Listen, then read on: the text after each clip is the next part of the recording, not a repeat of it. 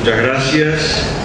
De todo, agradezco a los organizadores de haberme confiado esta, espero que no difícil misión. Pero quiero decirle que es con emoción que uno llega a esta casa que cumple sus 400 años. Pensemos qué poco había en nuestro territorio cuando de Cusanavia, Pedro de Torres y unos pocos más pensaron aquí, en esta América que nacía por el aporte, digamos, de la simbiosis española y autóctona de la universidad. Y de esa universidad estamos hoy. Para un europeo, 1000 años no son nada, ¿no? Universidad de Bolonia, pongamos, ¿no? Para un americano, 400 años es mucho. Y vamos a hablar, yo inclusive podría recordar tanta gente que ha pasado por estas aulas, tanta gente inclusive de mi familia, mis abuelos tucumanos, por ejemplo, y allá por el siglo XIX. Y tanta gente que son como los antepasados espirituales, de los que están acá hoy. Y cuando nuestra decana de la facultad, con emoción y pasión, me contó la historia de la universidad, pensaba en lo que trágica también nuestra Argentina, que el primer profesor que dictó un curso de Derecho en esta facultad, el curso de institutos, fue víctima en cabeza de tigre a los 3 meses de la Revolución de Mayo, fusilado por su adhesión a la causa española. Y es el que, su R de Rodríguez, la que completa la famosa palabra clamor, si bien sabemos que el obispo fue exento de eso, pero no, ciertamente Liniers y otros, los demás. Y esto de alguna manera también, cuánta gente que tiene que ver con esta historia está vinculada a esta universidad y cuánto al derecho y a las ciencias, ¿no? Y recién estaba en la biblioteca Ricardo Núñez, nombre paradigmático del derecho penal, por cierto, y veía las vitrinas con recuerdos de personalidades del derecho. En especial me detuve ante la de Pedro Frías, una persona a la cual yo quise mucho y que creo que todos los que lo conocieron y estuvieron con él, ustedes también hasta el final de sus días, lo recordarán con esa entrañable cariño y agradecimiento, ¿no? Y por eso, cuando piensa en figuras como la de Frías y otras, uno piensa también que en estos ámbitos surgió la reforma universitaria, es decir, que tuvo tanta incidencia en todo la comprensión y el sentir de la política y la universidad. Realmente todo eso es como que nos hemos venido llegando en todo este encuentro a este último panel, que es de educación y política. Parece que como que todos los temas anteriores iban como llevando a esto. Hablábamos de lo que es la formación de la persona, hablábamos del bien común, hablamos de la inclusión, del acceso a la educación. Y ahora vamos a escuchar estas distinguidas personalidades que están con nosotros hoy sobre la educación y la política. Y así, sin más, los dejo en uso de la palabra y serán, creo que, relativamente breves, y al final me han pedido que hiciera una pequeña síntesis de lo que ellos hablarán en un par de minutos. Muchas gracias y bienvenidos, señores.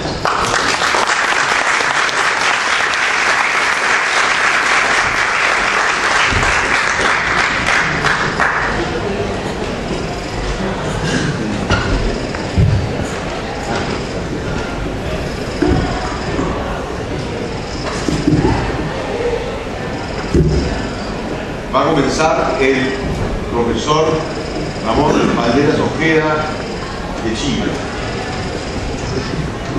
Vamos a seguir el orden en el que está.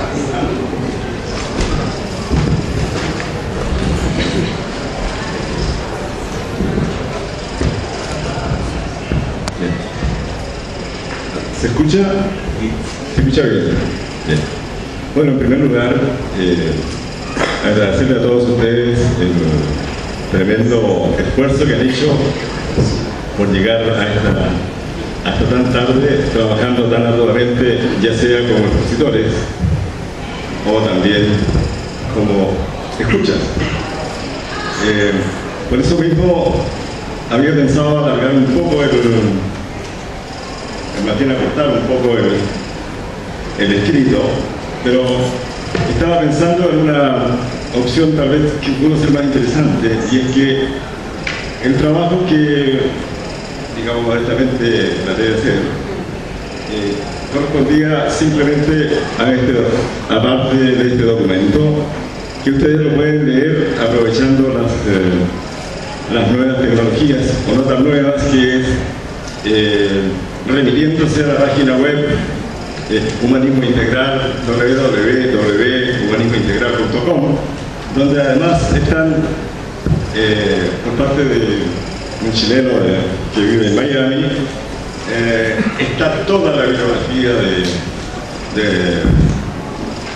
de nuestro invitado principal, que es Jacques Maritain, y por lo tanto podrían ahorrarse el tema de escucharme. Previendo eso, entonces saqué algunas copias del resumen, y ahí está escrito, manuscrito, ya el sistema antediluviano, ¿no es cierto? Escribirlo aquí a mano con el lápiz,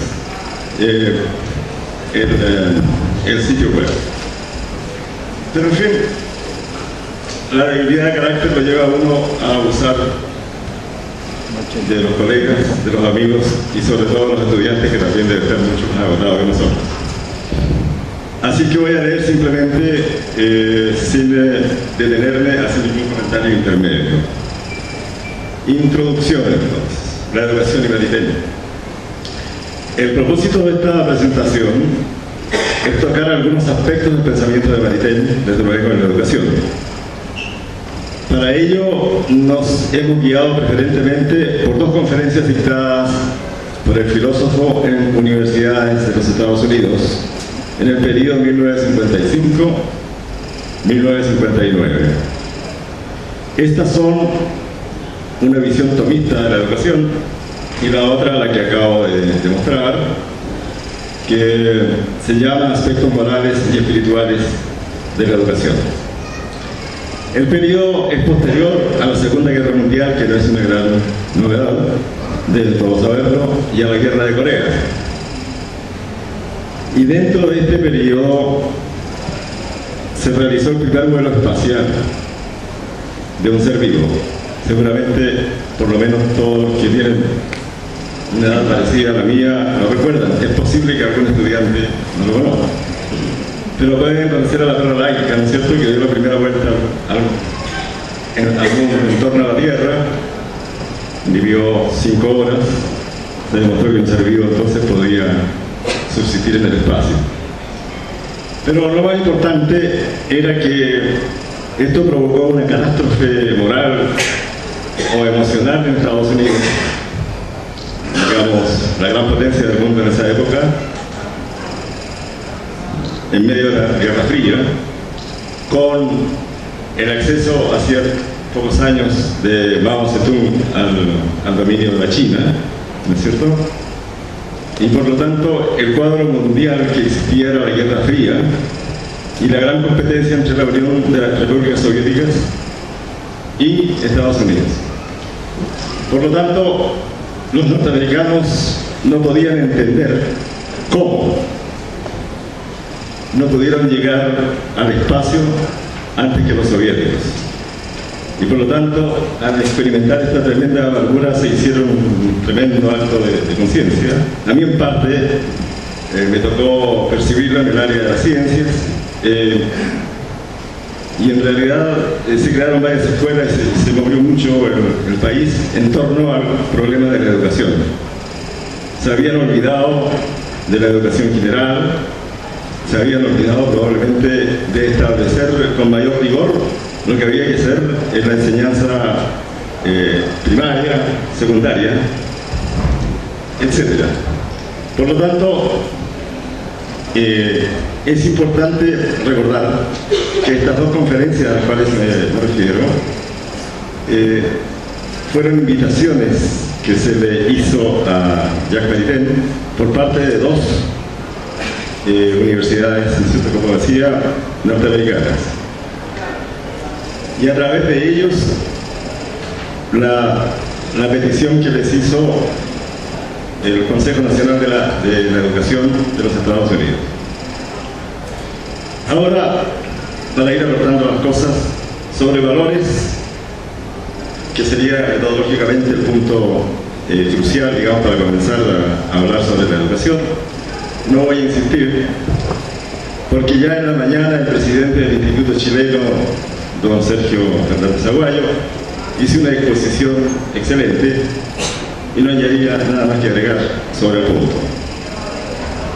Así es que la concentración es sobre los fines de la educación, y dentro de los fines de la educación está cuatro fines de tipo muy general, que son el desarrollo de las potencialidades humanas, uno, la educación y formación de la inteligencia y la voluntad, la educación humanista para todos, y cuarto, la construcción de una civilización unitaria y la ley de la toma de conciencia. Bueno, voy a apurarme en la lectura. Desarrollo de las potencialidades humanas. En primer lugar, ¿se escucha o no? ¿Sí? No.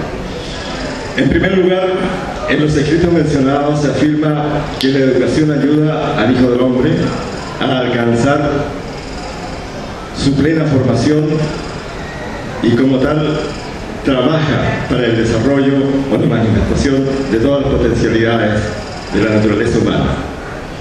Y aquí lo que afirma para cada hombre está dicho muy principalmente también para la humanidad entera.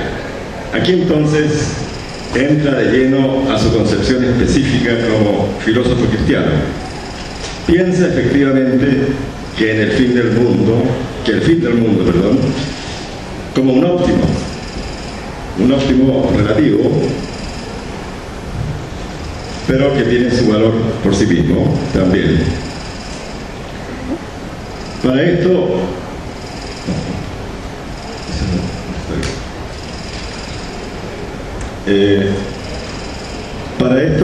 entonces es preciso precisar el sentido del mundo. Deberemos leer, dice Maritain, en el Nuevo Testamento los pasajes en que se refiere al mundo y que pueden agruparse como referidos al mundo redimido, reconciliado. Es decir, un mundo redimido por los méritos de Cristo, por su sangre, una vez por todas, y por la aplicación de estos méritos durante el proceso de redención, es decir, durante la historia. Segundo, educación y formación de la inteligencia y la voluntad.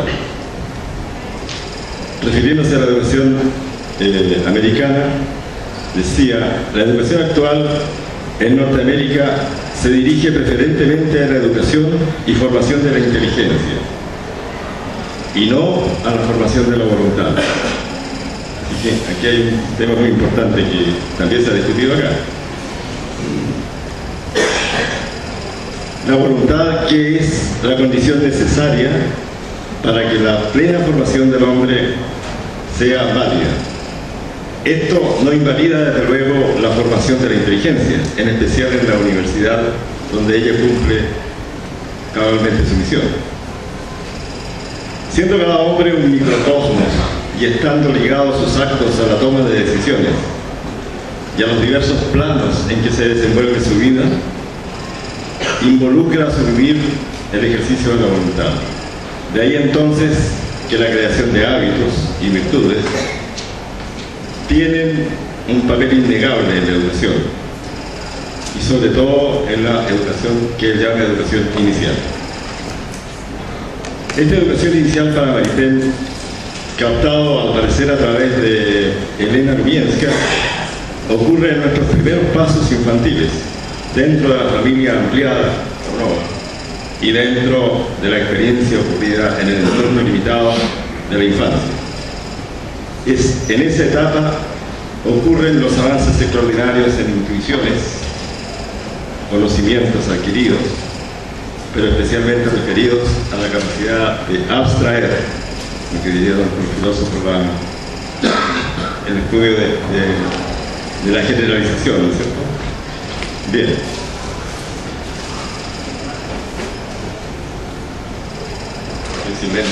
Estoy sin lentes.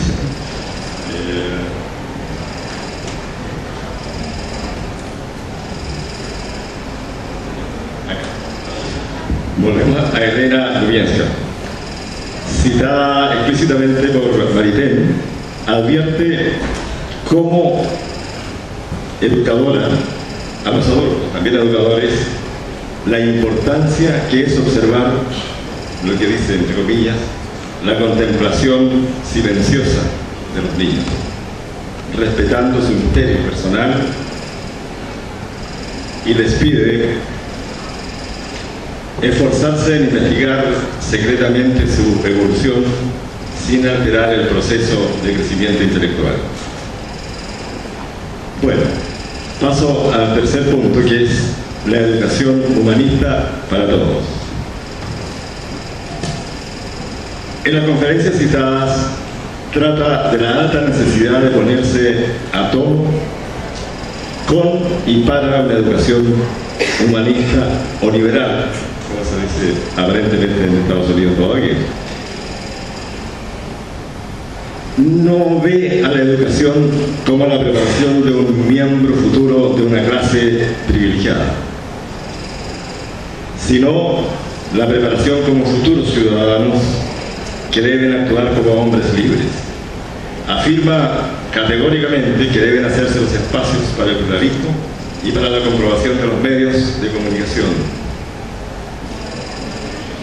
Ya en el año 1950, en El hombre y el Estado, en el capítulo de Educación y Carta Democrática, decía: la idea central es que debería introducirse una nueva disciplina en el programa de estudios, lo cual uniría diversas ramas del conocimiento como la historia nacional, podemos hacer extrapolación a nuestras historias nacionales, y la historia de la ciudadanía, de la civilización como estructura fundamental,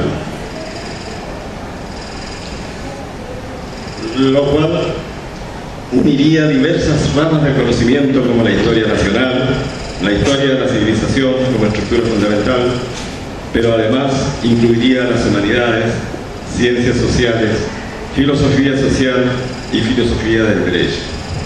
Todas ellas centradas en el desarrollo comprendido en lo que denominaba en esa oportunidad la Carta Común, y que podemos asimilarla inmediatamente con la Carta Democrática, a la cual hacía referencia anoche el profesor Papini.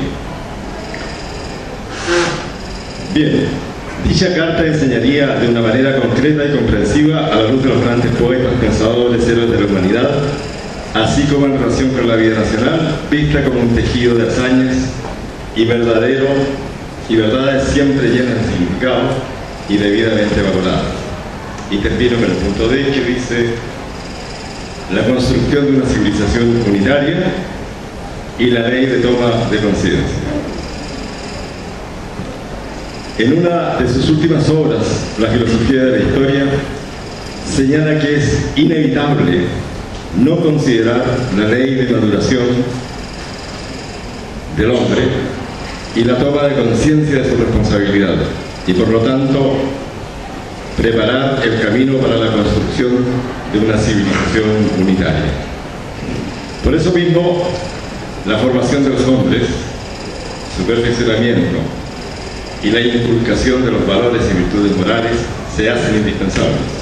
Según esto, se refuerza el punto C anterior con la afirmación que es la educación de todos la que ayudará el cumplimiento deseado por Dios, no solo deseando el advenimiento del reino, sino aceptando su voluntad y recibiendo nuestro pan de cada día. Así nos dice finalmente que en cualquier lugar donde se eduque al hombre, nunca los cristianos deben descansar dentro del tiempo. Desde que existe el mundo, el cristiano debe procurar nuevos progresos para alcanzar mayor justicia y fraternidad sobre la tierra, para una más profunda y más completa realización del Evangelio aquí abajo. Para el cristiano, dice Maritain, nunca puede haber bastante. Estará siempre el imperativo de hacer más.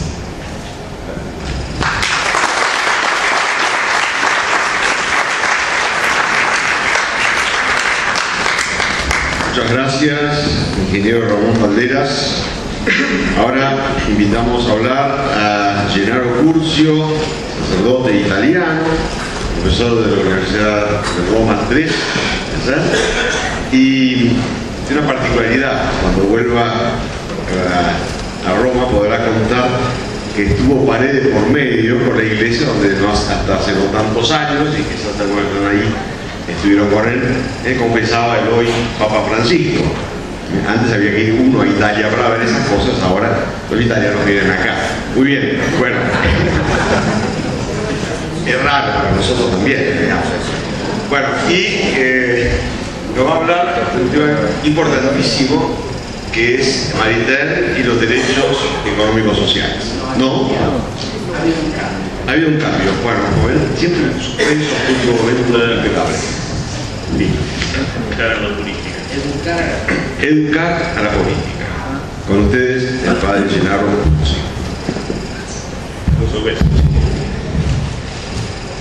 Buonasera, innanzitutto mi scuso per la lettura di uno spagnolo che certamente non sarà in modo perfetto, quindi, però ho cercato di mettere per iscritto e tradurre in spagnolo questa sintesi.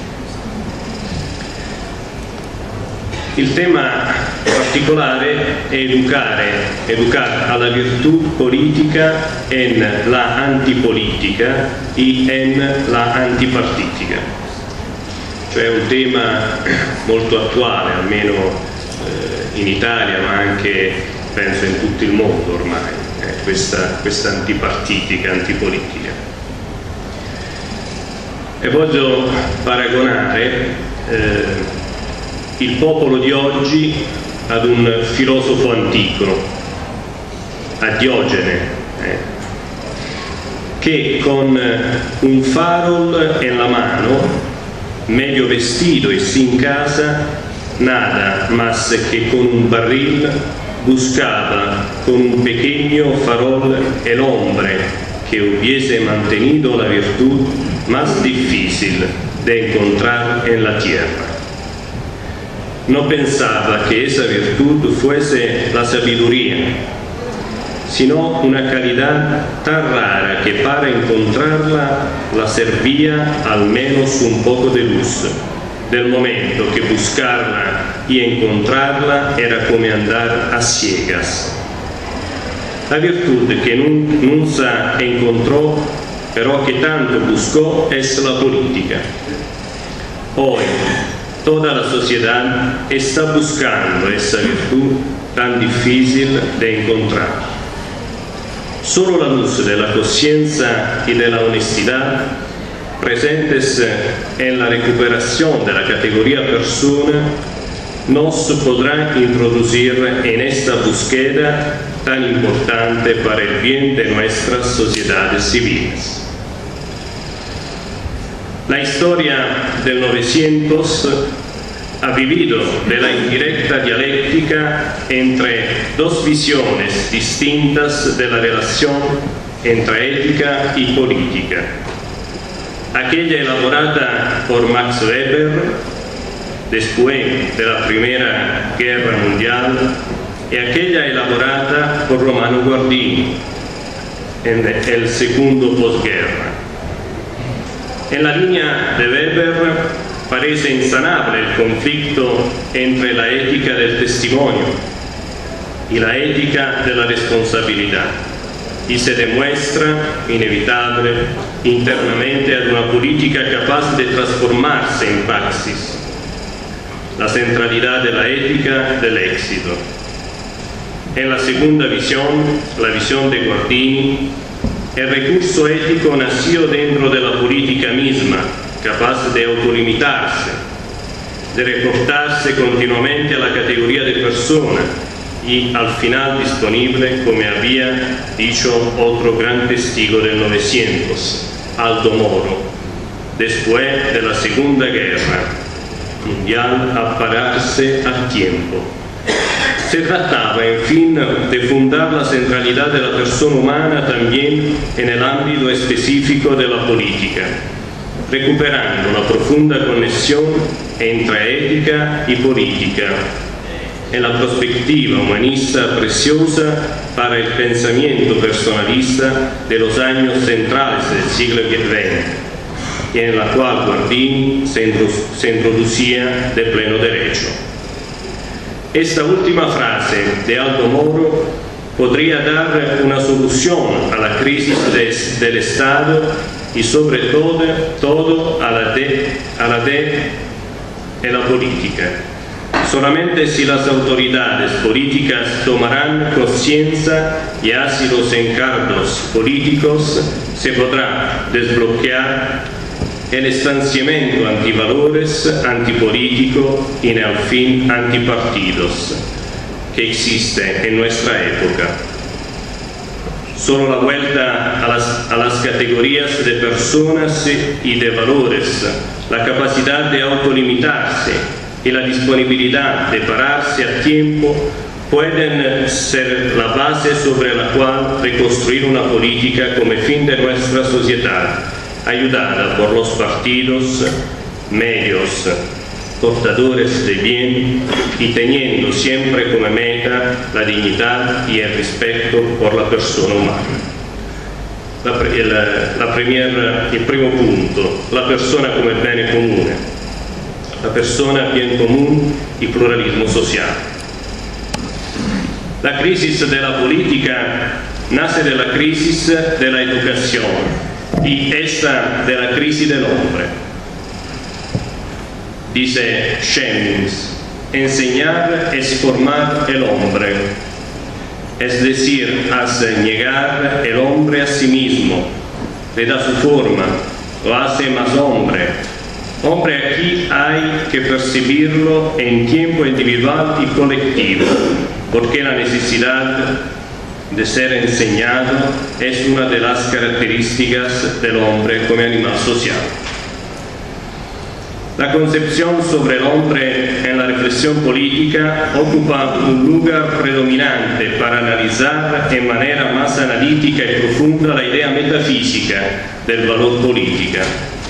La política vivida por y en la persona se transforma no solo en fundamento para la sociedad, pero como esta hecha por personas en una verdadera comunidad educante.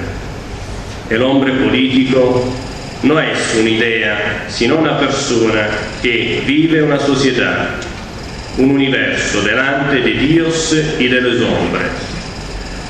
Maritain riprende questo concetto dicendo una persona es un universo de naturaleza espiritual dotato de la libertad de elección y constituente por eso un todo independiente frente al mundo.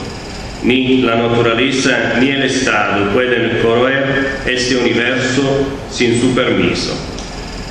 Y Dios mismo, que es y que actúa dentro, obra en un modo particular y con una delicadeza particularmente exquisita, que demuestra que la tiene en cuenta, respeta la libertad de la persona en el corazón de la cual él todavía vive, la solicita, no la esfuerza, no usa.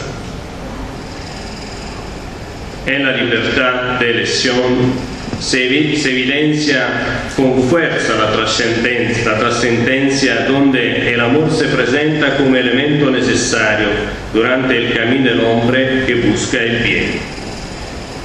La segunda cuestión es la comunidad política educarse y educar a la capacidad de autolimitarse en el sentido de los partidos. En una sociedad donde resalta la libertad auténtica, esa superior a toda temporalidad, non puede sino nace un verdadero dialogo che busca il bonum honestum y non el interés personal o lo agradable. Con esta base se construye aquel bien común que Maritain dice detiene la primacía sobre los intereses particulares, que el mundo del trabajo tiene derecho a esas transformaciones sociales que son pedidas por su acceso a su edad mayor histórica y que las masas tienen el derecho a participar a los bienes de la cultura y del espíritu, que el reino de la sabiduría es inviolable, que los hombres de creencias diferentes y de diferentes familias espirituales tienen que reconocer sus derechos recíprocos por ser conciudadanos en la comunidad civil, que el Estado tiene el deber, justamente para obtener el bien común, de respetar la libertad religiosa como la libertad de investigación, que la igualdad fundamental de los hombres hace de los prejuicios de raza, de clase o de casta, sino también de las discriminaciones de los raciales, una ofensa a la naturaleza humana y a la dignidad de la persona en un periodo radical para la paz. En este sentido, la diversidad tendrá como centralidad de sus dados valores considerados válidos por todos, cada uno de su punto de vista entre teoría y praxis. El verdadero partido se convierte en el análisis, en la resolución de los problemas fundamentales considerados tales por todos, porque importantes para la vida humana. Filosofo italiano, studioso di Maritain, Giotto, dice che proprio il filosofo, el modo del filósofo de presentarse fuera de los partidos, cualquiera ellos sean, su independencia delante de la inmediata acción que quiere emprender, que exige una consistente parte de técnica y de arte. Es completamente lo contrario de la evasión, de la fuga, porque el filósofo se usa es útil entre los hombres solamente si quede como es. Y la independencia del filósofo es testigo de la libertad, de la inteligencia frente al instante que pasa. Quedar libre no quiere decir quedar indiferente y extraño, sino comprometer en el campo de la propia competencia para buscar los principios reguladores de la experiencia política. Con esto se deduce que la única fuerza fundamental no es entregarse a un partido, sino saber actuar en el mundo a través de una orientación recibida por nuestra razón, porque es seguramente capaz de saber comprender la finalidad de nuestras acciones a través del bonum honesto, aquel bien que contiene el valor en sí mismo. La tercera y última parte, el verdadero político educa a detenerse a tiempo. Una política auténtica y de valor puede existir, pero solo si acompañada por una libertad fundada sobre la verdad y sobre la virtud. También en la cosa política se puede ceder en el vicio, en el deseo de predominar sobre los otros y ganar rentas ilícitas para sí mismo. Este equilibrio puede nacer de un enredo fundamental entre el instinto o el deseo del hombre y la inteligencia de que señale hace poco. Las virtudes morales infusas pueden sobrelevar nuestras acciones, llevándonos hacia una libertad madura. La justicia, la prudencia, la fortaleza y la templanza elevadas son capaces de resistir mejor a los ataques de la simple naturaleza humana y del poder. Hasta cuando no se meten de parte el individualismo y el egoísmo, nunca se podrá tener una buena comunidad política, una buena sociedad civil y una consiguiente económica positiva. Sanear un Estado de una crisis económica significa poner en auge el valor de la persona humana sobre cada otra condición, no haciendo moralismos delirantes, ni vagos espiritualismos, pero alimentando aquella libertad auténtica de nuestro ser que en la responsabilidad de lo propio actuar fundadero auténticos principios y sanos valores. Una economía sana no nace de principios abstractos e incomprensibles, pero da un empeño fuerte en la actualización del bien concreto, que se origina en el corazón del hombre y se extiende a toda una comunidad civil. En esto se entiende que el hombre solo es libre porque puede elegir, pero también porque eligiendo políticamente hace la verdad, realiza el bien, coherentemente actúa con lo que es. La verdadera libertad a este punto no proviene de la elección que el hombre realiza, pero de una verdad que está en el ser responsable de cada individuo en cuanto tal. La conclusión. En estas tres categorías riprese da Aldo Moro se pueden entrever las motivaciones de la crisis política que estamos viviendo. Solo la persona que logra vivir hasta el final el regalo gratuito puede hacer verdadero este connubio, ya que siempre lista a pararse a tiempo en las situaciones más críticas para poder reflejar, discernir e encontrar los métodos más aptos para poner remedio a las situaciones críticas de naturaleza civil, económica y ética de nuestra sociedad en nuestros estados, haciendo referencia a aquellos principios fundamentales de solidaridad y a subsidiariedad que cada sociedad siempre debería alimentar. Quiero concluir esta reflexión con la parábola de los 10 camellos, que puede ser una aclaración de cómo de modo simple pueda ocurrir un cambio de nuestra comunidad política y de nuestra sociedad, por un principio de ayuda recíproca y de regalo verdadero que puede nacer solo gracias a la amistad civil entre los hombres. Un hombre anciano, sintiendo próxima a su fin, llamó a sus 3 hijos para dividir con ellos lo que le quedó de sus bienes. Les dijo: hijos míos, tengo 11 camellos, dejo de ello la mitad al primogénito, un cuarto al segundo, y a ti, mi último, te dejo un sexto.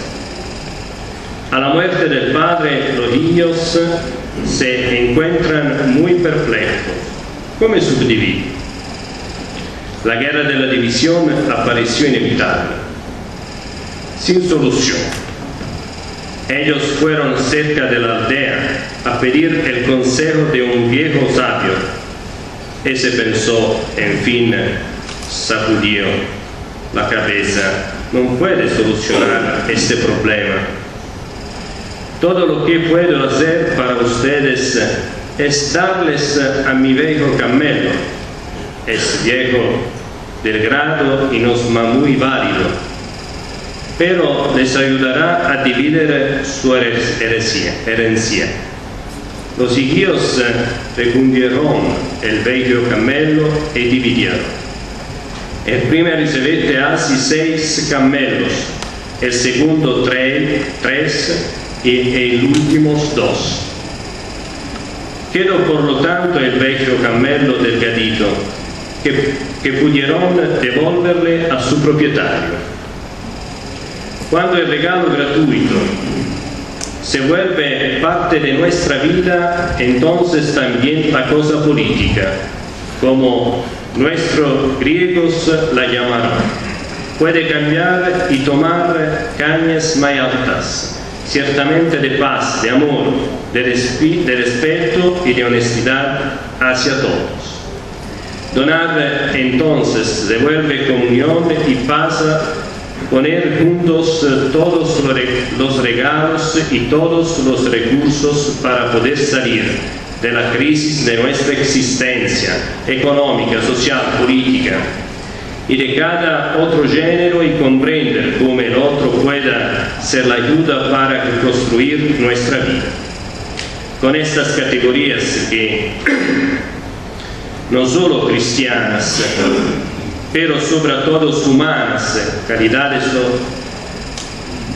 bonitas de nuestra humanidad, se pone ciertamente un punto final all'antivalore, all'antipolítica y all'antipartitica, ya que todo tendrá el objetivo fuera de cada sociedad de engaño y más allá del bien personal y útil. En este sentido, la persona, en su ser existencial, puede ser maestra y educadora del otro. El plan del saber, el cognoscitivo, puede dar espacio al plan del ser en que los valores pueden actualizarse y dar vida a la amistad civil, fundamento de la bella política. De esto se deduce cómo lo bonito se vuelve el medio entre la persona y la comunidad, y la educa a través de lo bonito y conduce a la misma sociedad hacia la trascendencia, que es aquella relación fondante y fundamental del existir humano. Scusate il mio spagnolo.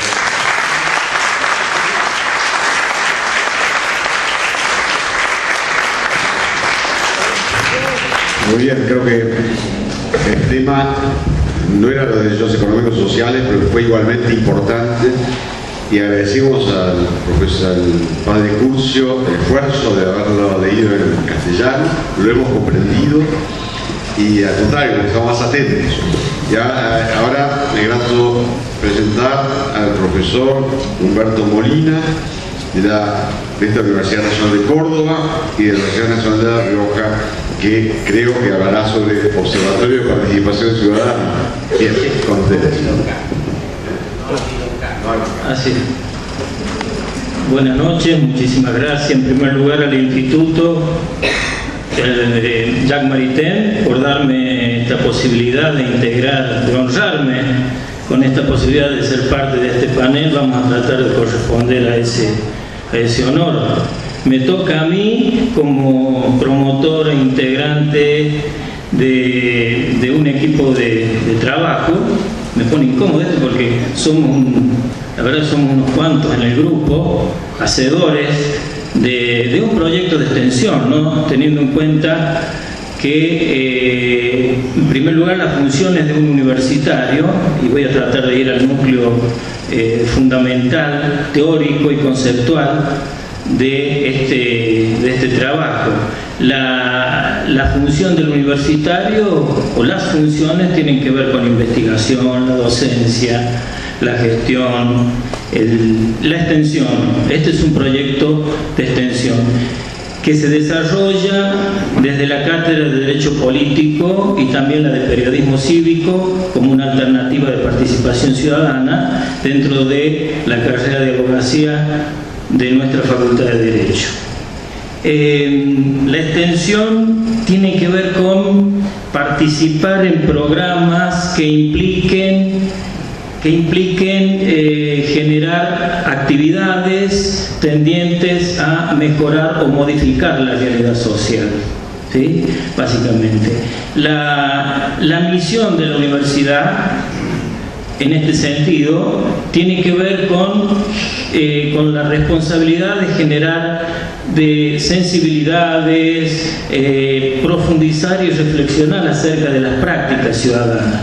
Y en ese sentido el observatorio aparece, digamos, como reconocido y con capacidad para procesar datos y producir indicadores, con el rigor científico y académico.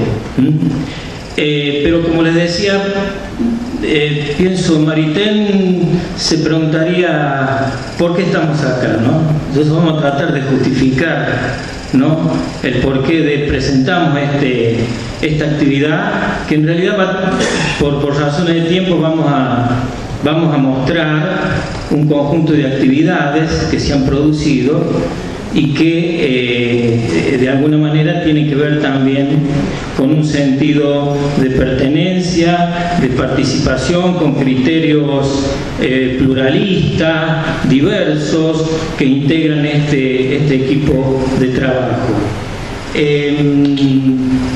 Les decía, en cuanto a la justificación, que también supone esto abordar algunas referencias conceptuales. En primer lugar, sostenemos que la idea de ciudadanía está presente tanto en el debate académico como también en las políticas gubernamentales, y esto porque trata de alguna manera contener o neutralizar la crisis. Se ha hecho referencia durante este encuentro, este coloquio, y se ha enfatizado en otros paneles, en las ponencias, acerca de lo que implica la crisis. La crisis en general, la crisis en la política y en lo político, como dice Norbert Lehner, en tanto práctica institucionalizada como también la crisis en valores, en los imaginarios ideológicos, simbólicos, etc. Pero esto también implica, esta crisis, como se ha sostenido acá, fundadamente en los otros paneles de manera muy profunda, la crisis en la persona, la crisis en la formación de la persona y en este caso del ciudadano, y entonces la universidad está comprendida, está implicada en esta lógica tan crítica. Nosotros trabajamos en la noción de ciudadanía, obviamente que se ha ido reformulando a lo largo de la historia, y fundamentalmente la noción de ciudadanía pluralista o compleja, en tanto esta aparece como un proceso convergente tendiente a la integración social, ¿no?, y con un sentido inclusivo. Se ha hecho mucho referencia en este encuentro al sentido inclusivo, ¿no?, tanto de las políticas como de las prácticas políticas y las prácticas ciudadanas. Y digo ciudadanía pluralista y compleja, algunos le llaman la idea esto de nueva ciudadanía, en tanto sostienen que como resultado de la crisis que, como les decían, ha comprendido, ha impactado en los actores tradicionales, sociales y políticos, el Estado, los partidos políticos, etcétera, y eso como resultado, hay algunas tesis en este sentido, dice que han cobrado protagonismo nuevas formas de participación, y en ese alcance se da la emergencia de nuevos grupos, de nuevas minorías que reclaman nuevos derechos y demandas de reconocimiento y autodeterminación. Algunos otros conceptos están vertidos en la ponencia, ¿sí? Así que por razones de tiempo vamos a continuar mostrando, en todo caso, actividades que tienen que ver con lo que ha producido este observatorio, que tiene 1 año y medio de vida. Esto ha surgido en el año 2011, obviamente en el marco de lo que son las políticas de extensión de esta Facultad de Derecho. Trabajamos, como les decía, el concepto de ser ciudadano, ciudadanía plena. Ser ciudadano supone la incidencia del hombre, ¿no?, en los procesos de participación ciudadana. Incidir supone, un ciudadano pleno supone contemplar la idea y el concepto de eficacia en la práctica ciudadana, ¿no? Por ejemplo, en acceder a bienes y servicios, por ejemplo, ¿no? Trabajamos también este concepto de eficacia. Y finalmente, obviamente, esto tiene que ver también con, esto impacta en creemos que la participación ciudadana en la educación y sobre todo en la universidad resulta fundamental para la formación integral del profesional. Esta idea de la formación integral me parece que comprende tres aspectos: el ético, la formación profesional o académica y fundamentalmente la formación ciudadana, ¿no? Hemos hecho referencia en una ponencia que presentamos en la tarde de hoy con el doctor Fernández Suárez y la doctora Calle acerca de cuál es el rol del profesional, del operador jurídico, ¿no?, y de la universidad para la formación de ciudadanos y la construcción de ciudadanía.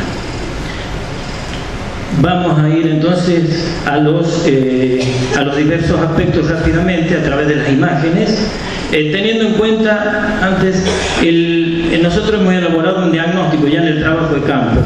Hemos elaborado un diagnóstico acerca de la situación en Córdoba sobre la participación ciudadana, de lo que resultó tres o cuatro aspectos.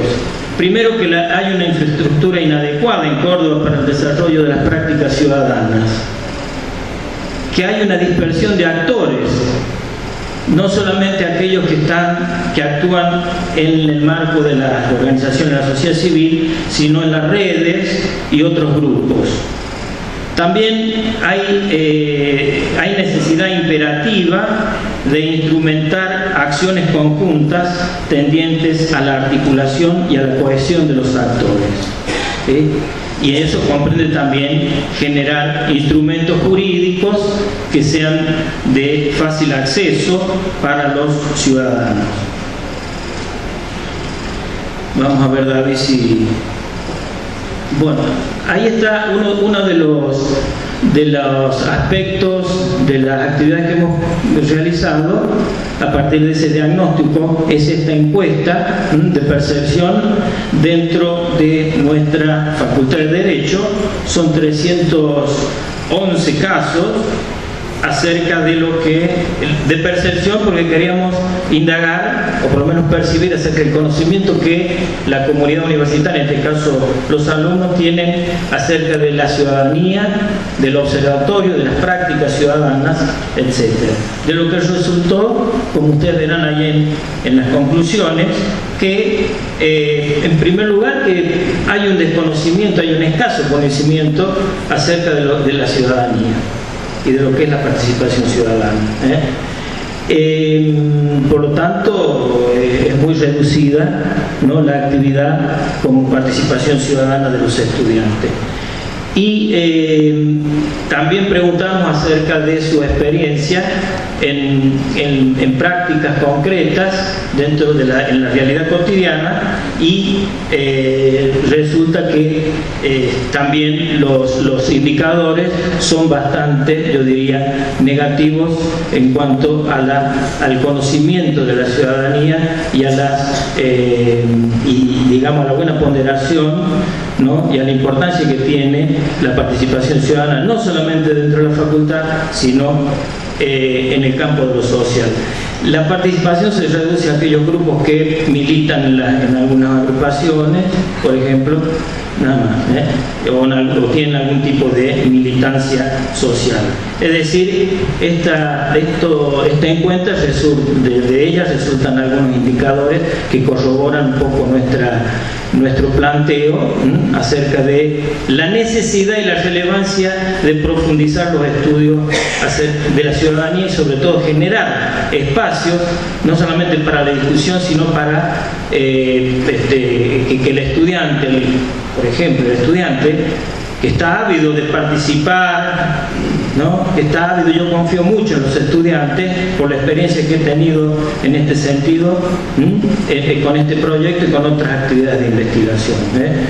Ellos muchas veces desconocen, o sea, por desconocimiento no actúan en política y en este tipo de actividades.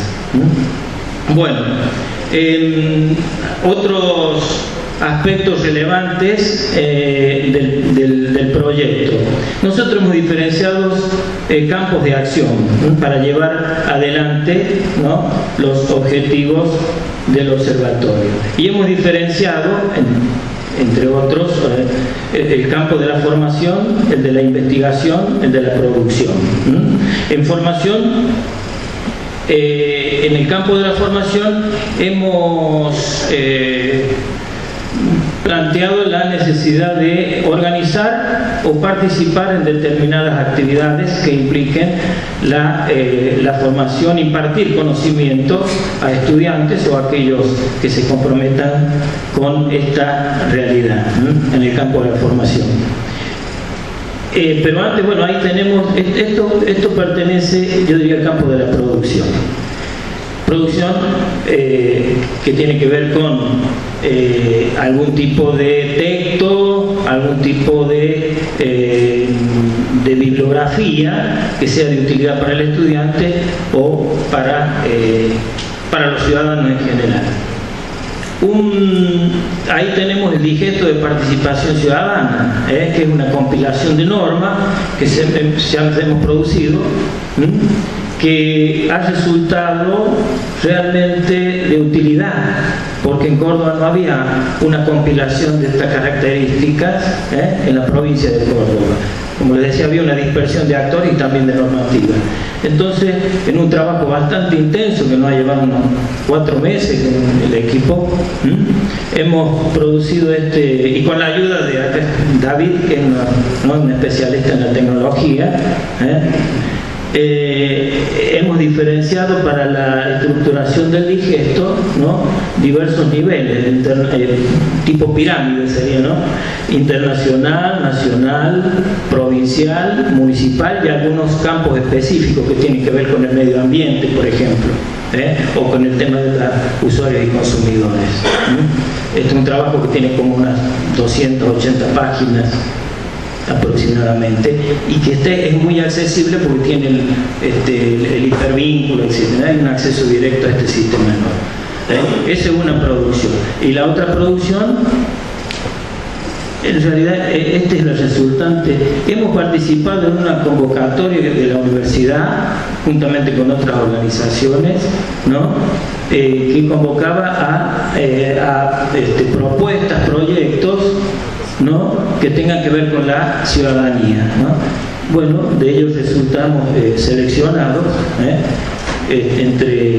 son 45 investigaciones, bueno, con referato de un jurado bastante prestigioso, el rector de la Universidad Católica, la ex rectora de la Universidad Nacional, etc., ¿no? Este trabajo se llama Enclave Ciudadana, ¿no? Ahí está incluido nuestro proyecto. Bueno, eso en el campo, decimos, de la producción. Y en el campo de la formación, vuelvo, si puede ser, querido David, ¿no? Bueno, hay una serie de actividades, como les decía, de formación. Hemos organizado un seminario en este mismo ámbito, un seminario sobre neoliberalismo y ciudadanía, dirigido por el doctor Osvaldo Alión, está presente, uno de los doctores en filosofía que tenemos en nuestra casa, titular de la cátedra de problemas de conocimiento y forma de razonamiento jurídico, ¿no? Ahí están los objetivos presentados que tienen que ver con, ¿no?, el conocimiento, el pensar, la participación ciudadana, ¿sí? Otro de los, bueno, ahí hay algunas ilustraciones, ¿no? Ahí está el foro, hemos organizado el primer foro de organizaciones ambientalistas, ¿sí? Y de participación ciudadana de Córdoba. Ha habido unas 20 organizaciones de la ciudad de Córdoba puntualmente que han venido a participar de este evento, organizado por el observatorio. Y en investigación, bueno, ahí estamos ejecutando un proyecto que tiene que ver con la participación ciudadana a través del portal oficial y las redes sociales asociadas del municipio de la ciudad de Córdoba. Este proyecto se desarrolla en el ámbito de la CECIT de la universidad y está financiado, no está en plena ejecución. Su director es el doctor Fernández Suárez, que, bueno, él ahí está, lo ven en la foto, ha estado participando, exponiendo la ponencia sobre profesiones jurídicas y ciudadanía. Bueno, para ir cerrando, para ir terminando, ahí aparece, bueno, eso vamos, lo que les decía, cuál es la importancia del observatorio, ¿no es cierto?, como un espacio para la discusión y para la reflexión y para, nosotros decimos, para articular algunas acciones que se dan dentro de las prácticas ciudadanas, ¿no?, que a veces no tienen sentido o quedan por ahí sin ser efectivas, ¿no? Ahí en la próxima imagen, bueno, como todo proyecto de extensión, ¿no?, nosotros planteamos ahí la coherencia del proyecto, que tiene que ver con corroborar la correspondencia entre la eficacia de las políticas que se implementen, ¿no?, y las expectativas y las acciones generadas desde la ciudadanía. Ahí está el concepto de eficacia, ¿no? La participación ciudadana supone ese ida y vuelta, ¿no?, entre la acción del ciudadano protagonista reclamando, demandando, ¿no?, y la acción desde el Estado a través de diseño e implementación de políticas. Bueno, finalmente algunas reflexiones que por razones de tiempo voy a tratar de expresar. En primer lugar, yo creo que en este encuentro ahí están algunos resultados esperados, ¿no es cierto?, que tienen que ver con los objetivos del proyecto. Pero bueno, las reflexiones finales tienen que ver con que yo he advertido en este encuentro de que la coincidencia acerca del diagnóstico de crisis la cual se encuentra, digamos, crisis la política, crisis en el sistema universitario, con todo lo que eso significa desde el punto de vista de la construcción de la ciudadanía, de la formación de la persona humana, en valores, por ejemplo, en ser ciudadano, ¿no? Y casi como en algunos casos se ha planteado acá el caos que existe en ese sentido, ¿no? Por otro lado, creo que dentro de esa misión integral que tiene la universidad, como les decía, la función ética, la función académico-profesional y la función ciudadana, creo que es necesario, desde el punto de vista de la educación superior y en orden a generar, ¿no?, instancias para la participación ciudadana, hay que contribuir por lo menos a la generación de estos espacios, de estas instancias para la formación ciudadana en la universidad, que por lo que hemos visto y nosotros estamos contratando es bastante escasa. Y por otro lado, quiero expresar que no necesariamente tiene que ser mi pensamiento, el pensamiento de todos los que integran el equipo, porque hay pluralismo ideológico, hay diversidad de ideas, ¿no? Pero creo que el compromiso se nutre de esta idea que le llamamos la utopía, el eutopos, esto de generar buen lugar, ¿no? Buenos lugares. Nuestro compromiso es contribuir a eso, generar espacios para la discusión, Y para eso, y general, yo les decía a veces a los integrantes del equipo, y en orden, digo, hay que generar espacios, digamos, para que los estudiantes se involucren en esta ciudadanía, en este día de ciudadanía. Y en definitiva para generar una democracia con un contenido mucho más moral, ¿no? Porque creo que se ha advertido acá este problema. Yo quisiera, porque esto tiene un sentido bastante inclusivo, con un criterio de justicia venimos trabajando, y acá en este encuentro han quedado excluidos los estudiantes en su presentación, lo ha explicado muy bien Rosita, ¿no? Yo quisiera darle, no sé si tendría, ¿no? O ya es tarde ya. Bueno, no, quería darle la palabra a uno de los estudiantes, pero bueno, está expresado en todo caso en las ponencias que ellos han presentado. Y yo creo que el mayor logro que hemos tenido con el observatorio es que los estudiantes conozcan a Maritel.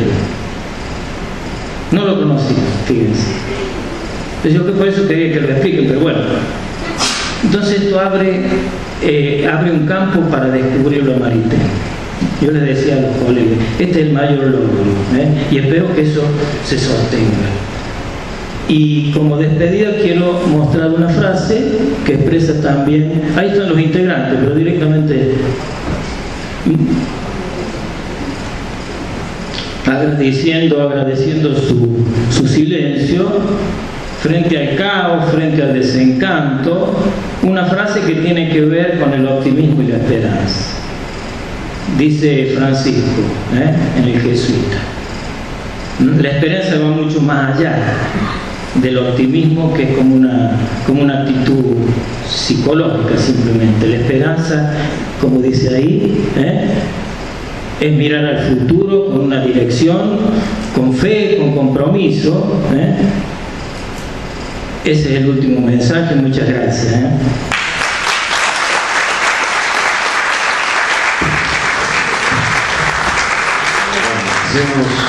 Creo que con más entusiastas votos para que este observatorio siga adelante y, como diga el Papa, en la buena dirección. Y dejamos la palabra al profesor Ricardo del Barco, muy conocido por todos, profesor de esta universidad, la Universidad Católica de Córdoba, la Universidad Católica de Santiago del Estero, y nos va a traer propuestas. Muchísimas gracias a las autoridades del Instituto Maritel, gracias a los esforzados y heroicos resistentes que son los que van asistiendo a este último tramo, que es el momento más difícil, aunque todos están con la esperanza de la muy pronta terminación, y eso los alienta en esta etapa sufrida, especialmente por un grupo de estudiantes numeroso que está allí y que me viene sufriendo, y lo viene sufriendo al doctor Molina a lo largo de bastante tiempo. Así que a todos gracias. Quiero destacar también, antes de ir al punto, lo que lamentablemente no ha podido ser por razones de tiempo y algunos inconvenientes tecnológicos, la participación oral de los estudiantes, que va a quedar reflejada en el book que con esforzado trabajo viene coordinando Rosita, y esto que ha destacado Molina, y me consta porque lo he visto y es importante volver a remarcar, los estudiantes que han participado y participan del observatorio